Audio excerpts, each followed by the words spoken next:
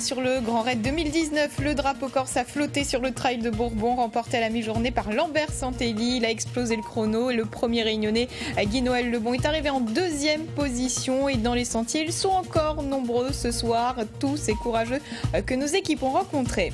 Allons sur les sentiers du Maïdo, avec entre Roche-Plate et le Maïdo, donc tranche de course d'émotion capturée par Laurent Figon ce matin et commentée par Johnny Lériva.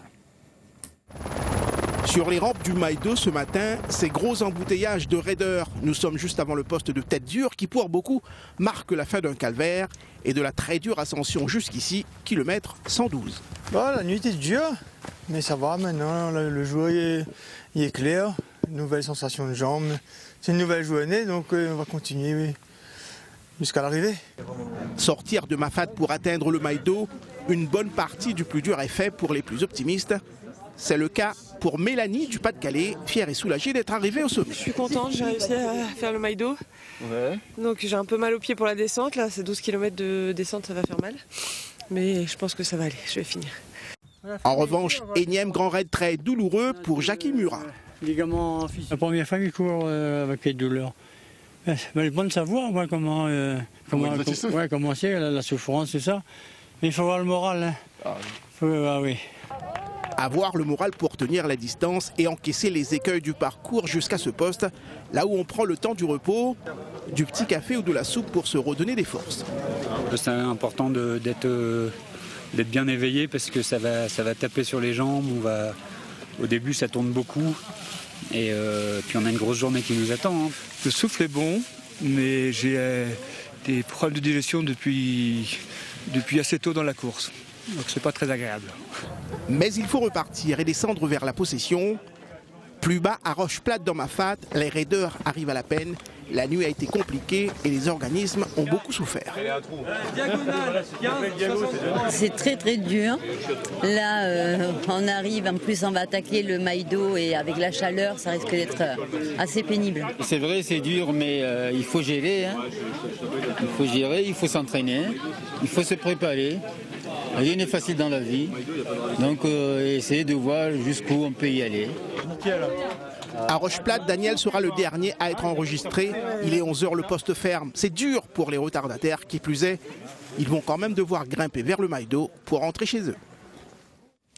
Et l'événement de ce grand raid s'est déroulé hier à 21h34. La victoire de Grégoire Kermer, le coureur savoyard que personne n'attendait. Et derrière lui, le premier réunionnais, Nicolas Rivière, a fait sa plus belle course en arrivant en deuxième. Et chez les dames, Alexandra Klein a porté haut et loin les couleurs de notre île. Johnny Lérivain, Marie-Ange Frassati et Alexandra Pêche reviennent pour nous sur les arrivées des vainqueurs.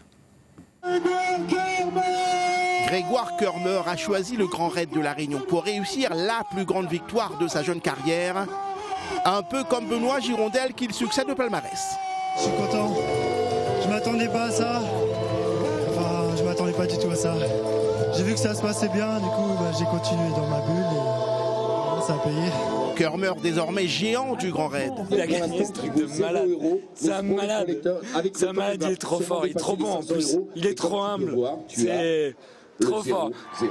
Très fort même. Il boucle son Grand Raid en 23h33 avec 53 minutes d'avance sur le duo Ludovic Pomery-Nicolas Rivière. D'un commun accord, ils terminent ensemble à la deuxième place.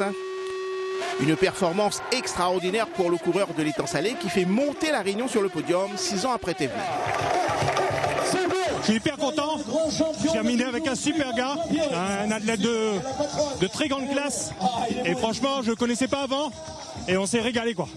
Au début j'étais au fond du trou et puis voilà, je me dis je suis là, il y en a qui peuvent pas courir, toi tu peux courir, t'es pas blessé, voilà, t'as fait une erreur, je pense qu'il y a un peu partagé mais après on peut aussi charger la trace, voilà bon bref, l'organisation aussi apprendra, nous on apprendra aussi.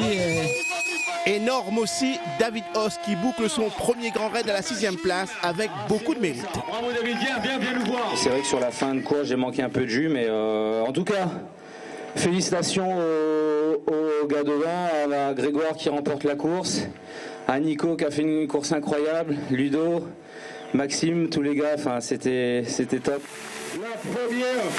Au top aussi, l'américaine Sabrina Stanley, première féminine de l'épreuve, 35e au scratch, auteur d'un superbe finish pour s'imposer devant Marion Delpierre et la réunionnaise Alexandra Klein. Je suis fière. Donc après, je voulais descendre mon chrono qui était de 33 à 11. Là, je sais pas, ça doit être dans les 32. Juste derrière. Mais déjà franchir la ligne d'arrivée, c'est la plus grande satisfaction. Une satisfaction partagée avec son mari Miko, 25e. De belles images, les coureurs arrivent petit à petit au stade de la Redoute, stade de la Délivrance, et sur la diagonale, ils sont un peu plus de 500 à avoir bouclé leurs 166 km de course. Dans quel état? Réponse dans ce reportage de Michel Bertil et Daniel Fontaine. Passer cette fichue arche dans les temps, ils en ont tous fait le rêve. Le Graal, après les kilomètres, les sacrifices et les efforts. Et la victoire est bien plus savoureuse encore lorsqu'au bout on vous attend. Eux la dégustent ensemble, cette zambrocale pleine de soleil, père, fils et copains, soudés comme un seul homme. Toute l'équipe a donné son maximum et donc j'ai juste eu à finir et à clôturer, on va dire, notre course. Première zambrocale en équipe. Avec son papa. Avec le père. Nous on a tous suivi tous ensemble, donc on était dans un van et tout. Donc on s'attendait les uns les autres, super ambiance, super esprit d'équipe. C'était top. Antoine oubliera vite ses bleus, le miracle est d'être là. Ça fait un bout de temps que j'ai plus de jambes, mais... Vous avez tenu quand même ? J'ai pris sur moi, quoi. C'est souvent ce qu'il faut faire dans ces moments-là. Le miracle, c'est l'amour quand on rentre tous les deux, comme Karine et Julien. Très contente, très contente. Il a fini 32e, je crois, ou 34e, là, aussi sur la diag. Moi, je suis arrivé il y a quelques heures et quand je la vois pleurer, j'ai envie de pleurer aussi. À chaque fois, ça fait ça. L'aventure est terminée, seulement pour cette fois. Ils vont la digérer et la revivre quelque temps. Et puis la folie des sentiers les reprendra. Et pour commenter cette course, Bertrand Chartier nous a rejoint en plateau. Bonsoir Bertrand. Bonsoir. Alors on a beaucoup commenté l'arrivée des premiers. On va se pencher un petit peu plus sur le gros de la troupe. Ces anonymes, où sont-ils en ce moment? Alors sur le Grand Raid, il faut savoir qu'ils sont 550 à être déjà, à peu près 550 déjà à être arrivés à la Redoute.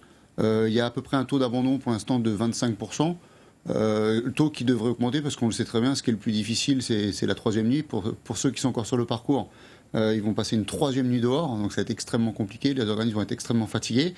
Et ils ont donc jusqu'à dimanche 16h pour rejoindre le stade de la Délivrance, à condition qu'ils passent ce soir Ilette à Savannah, puisque la barrière horaire est à 19h45.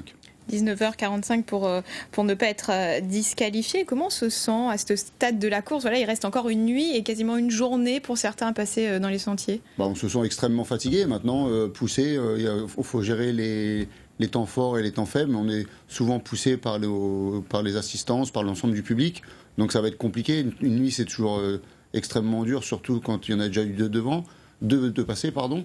Mais voilà, on s'accroche et on essaie d'aller au bout de l'objectif qu'on s'est fixé nous-mêmes pendant une année entière. Et pour pas abandonner, voilà, on s'accroche à quoi finalement? Chacun a ses petits trucs. Tout ce qu'on peut en fait, finalement, tout ce qui est positif, essayer de rester positif. Bon, alors c'est plus facile à le dire en studio que dans les sentiers. Mais après, voilà, c'est des gens qui sont entraînés et c'est vrai qu'on prend l'habitude, on a l'habitude vraiment de parler pour les premiers, mais l'exploit d'arriver à la Redoute jusqu'à demain est vraiment déjà en soi un exploit hors norme. C'est déjà un exploit. Et cette année, les 3 courses, on l'a dit, n'ont pas été remportées par des Réunionnais, Diagonale, Mascareignes, Trail de Bourbon. Est-ce que ça veut dire que la concurrence extérieure s'installe sur tous les parcours? On l'a déjà vu depuis quelques années. C'est vrai que cet après-midi, j'en parlais avec Denis Boulet. C'est bien de voir des étrangers. Ça veut dire que malgré ce qu'on a pu dire ou entendre, ou lire de temps en temps, c'est que la course du Grand Raid plaît à l'extérieur, donc on va pas s'en plaindre, ça fait venir des sportifs de haut niveau de l'étranger. On voit aussi que sur toutes les courses, les Réunionnais ont plutôt, tant chez les hommes que chez les femmes, sont plutôt bien placés. On a l'impression quand même qu'il y a une nouvelle aussi génération qui arrive avec des Nicolas Rivière, enfin tous ces jeunes qui montent le bout de leur nez. Et après, voilà, c'est des bonnes performances, des courses de haut niveau, donc c'est plutôt pas mal. Merci Bertrand pour votre éclairage. On parlera du Grand Raid un peu plus tard dans ce journal et évidemment dans nos prochaines éditions. Ça se termine demain à 16h donc. Avec le palmarès du Trail de Bourbon. Il complète le podium des arrivées de ce Grand Raid 2019. Lambert Santelli inscrit son nom au Trail de Bourbon en accomplissant une véritable performance. Parti de Sillaos à 21h, le Corse a rejoint la Redoute à la mi-journée. Retour sur sa victoire avec Hermine Alasson et Alex Catherine. Un tonnerre d'applaudissements pour Lambert. Il franchit la ligne d'arrivée, drapeau corse à la main. Lambert Santelli remporte le Trail de Bourbon en un temps record de 15h34. On m'a dit il y a une marque de 15h38. Bon après je courais pas après, hein, mais je me suis dit tiens bon si c'est faisable pourquoi pas. Et arrivé au Colorado j'ai vu que j'étais dans les temps. Je suis passé j'étais juste en un peu moins de 15 heures au Colorado et je savais que j'ai fait la descente l'autre jour. Je savais que c'était faisable de descendre en 30-35 minutes. Donc voilà, j'ai appuyé un peu dans la descente, enfin appuyé, c'est un grand mot parce qu'après 110 km on n'arrive plus trop à appuyer en vrai. Mais voilà, j'ai donné ce qui me restait et voilà, j'ai pu arriver. C'est la toute première fois qu'un Réunionnais n'est pas vainqueur sur cette course. Guy-Noël Lebon arrivera 1h20 plus tard. Il prend la deuxième place juste avant l'Américain Collins Avery. On n'a pas été en même temps au Colorado. On m'a pas arrêté, moi attaque tout de suite et arrêté. On m'a jamais revu. On m'a parti tout de suite. À aucun moment vous avez décidé d'arriver ensemble? Non, on n'a pas parlé, on n'a pas arrêté, on m'a parti. C'était pas le moment de perdre ma deuxième place, on m'a tous fait un peu gagner ça. Bon la grosse seconde, on t'es pas au top. Hein. Pas de jambes, pas rien.